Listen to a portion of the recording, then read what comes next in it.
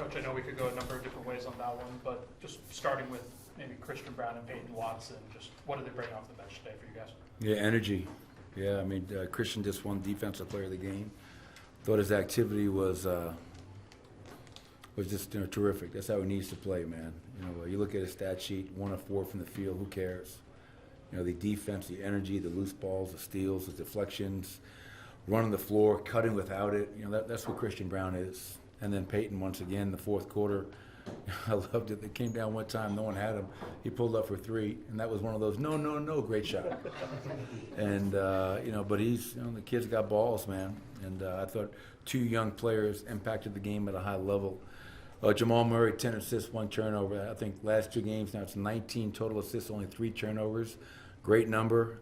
Nicola, Aaron, just a lot of guys stepped up, and our defense got better as the game went along. We had 0 defense. We had a little bit of defense. We had a lot more defense, and we had great defense. And obviously, I think the key to the game would be end of that third quarter 11-0, start the fourth quarter 12-3. That was when we took control of the game, and it was fun to watch that group go out there and play at a high level on both ends of the floor. They had 10 threes in the first half, only 1 in the second. How'd you shut that down? Just an awareness. I felt we were didn't have the urgency. Simons came out, and he's a guy that you have to get off the three-point line, and he had way too many easy looks in that first half. But then the other guys, like Reith had 2, Camera had a couple, Matisse Thybulle had a couple. So just because a guy may not be a runoff, Vic, you still have to close out and contest. And so I thought in the second half, just our urgency. I mean, it's easy to see. I didn't even tell you the numbers. It's easy to see the difference from first half and second half with just the energy and the fly around.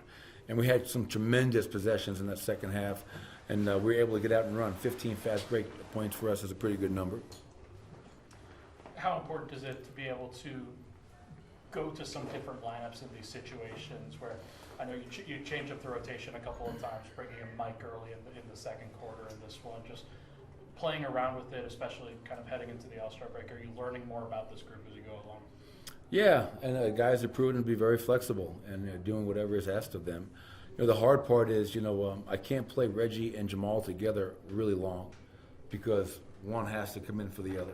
So that's where the idea of getting Reggie out to start the second or fourth quarter and having Michael out there with that group is just so we can bring Reggie back in for Jamal. But Reggie and Jamal have been good together, so sometimes you run into that issue. But we're versatile. Peyton can play the 3 and the 4. CB can guard 1 through 4. So guys off the bench, have been willing to do whatever it takes to help us win. And tonight they had a really good night for us, which was great to see.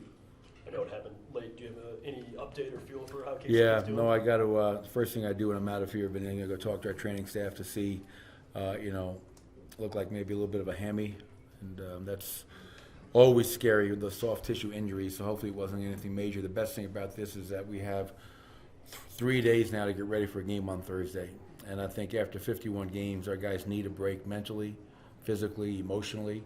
And we're gonna give them the rest that they all deserve and need.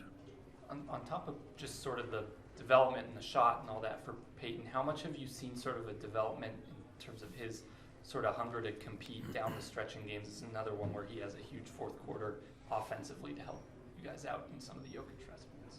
Yeah, I mean he's there's 2 games in a row where he's been excellent in the fourth quarter, scoring the ball, rebounding. He had a great play in transition. They're running.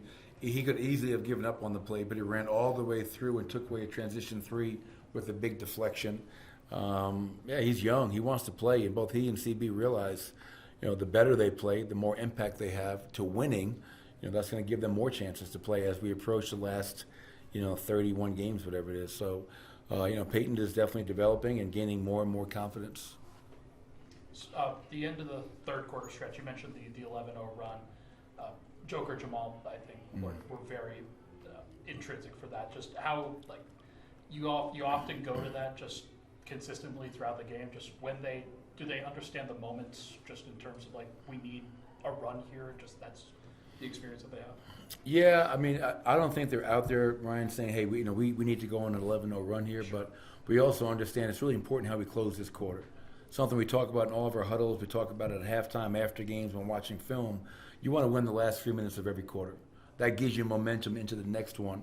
And getting Jamal back out there, running Nicole the whole third, that proved to be very productive and fruitful for us tonight. So, but when they're operating and clicking like that, it's so fun to watch. It's a thing of beauty if you're a Nuggets fan. And then it's so hard to guard if you're an opposing team because they're both so capable of scoring, passing, making plays for each other, as well as for their teammates. So, but a really, really important run. And what I liked about that, we just built on that in the start of the fourth, and the defense to start the fourth, when we had Aaron as our 5, got Nicola out, switched everything, and those guys were just everywhere. I can't wait to watch the film and, tag some of those clips so we can show our guys. Like, this is who we need to be closer to 48 minutes. You talked about the veteran leadership before in the pregame interviews. Does it excite you when you see KCP walk out and he's talking with Christian Brown, and then here comes Peyton Watson, he's in Peyton Watson, and then you see these two defensively, the way they were doing? I mean, that's got to be what you were talking about earlier, but that's that communication, that's that leadership. No doubt. It's and it really does take a village because the coaches, we're doing it, the veterans are doing it, and to their credit, the young guys are listening. I mean, like, if I'm a guy that wants to become a better defensive player, I'm going to watch and learn from KCP. He's one of the best perimeter defenders in the entire NBA. And so to have guys that are willing to speak. And the funny thing is, Charles Clask was with KCP in Detroit many years ago.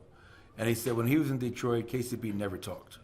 And to see him come full circle, be a veteran now, be a 2-time world champion, I think now it's like he's paying it forward. All the guys that helped him when he was a young player, now he's giving back to the young guys that are behind him. And that's what you want to see. So we have tremendous leadership from KCP, from a guy like DeAndre, and all of our young players are really fortunate to have those guys looking out for them. One more? The trade deadline is coming up on the 8th. What will you and Calvin do between now and then just to sort of figure out where you're at and consider what to do? I'm in Denver. I know where I'm at. I'm in Denver, and we're going to be in LA on Thursday. Calvin and his staff, I'm sure, are fielding phone calls, but I can't imagine we're actively calling many teams right now. I'm not sure what happened around the NBA tonight, but going into tonight's game, after 50 games, we're a half game out of first place. Are we satisfied?